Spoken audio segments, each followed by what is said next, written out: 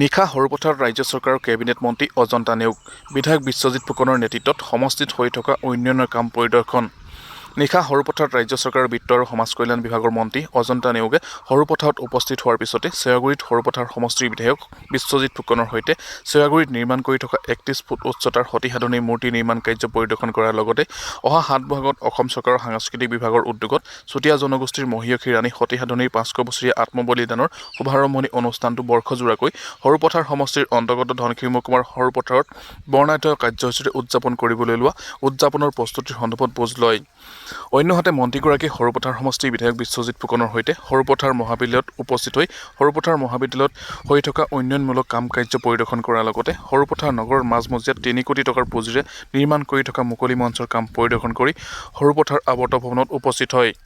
সৰুপথাৰ সমষ্টিলৈ আহিলোঁ, বিধায়ক ডাঙৰীয়াই মোক আমন্ত্ৰণ জনাইছিলে আৰু বিশেষকৈ আজি সৰুপথাৰ সমষ্টিত যিখিনি উন্নয়নমূলক কাম কাজ চলি আছে সেইখিনি মই নিজে প্ৰত্যক্ষ কৰি পেলাই অতি আনন্দিত হৈছোঁ। ইয়াত সুন্দৰভাৱে সাধনী পাৰ্ক এখন ইয়াত নিৰ্মাণ কৰি থকা হৈছে।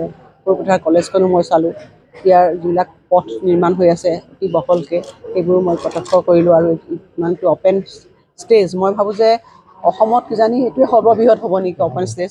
গতিকে মই বিধায়কক আচলতে অভিনন্দন জ্ঞাপন কৰিছোঁ যে অতি কম সময়ৰ ভিতৰতে অতি সুন্দৰভাৱে পৰিকল্পিতভাৱে সমষ্টিটো আগুৱাই লৈ যাবৰ কাৰণে তেখেতে চেষ্টা কৰিছে।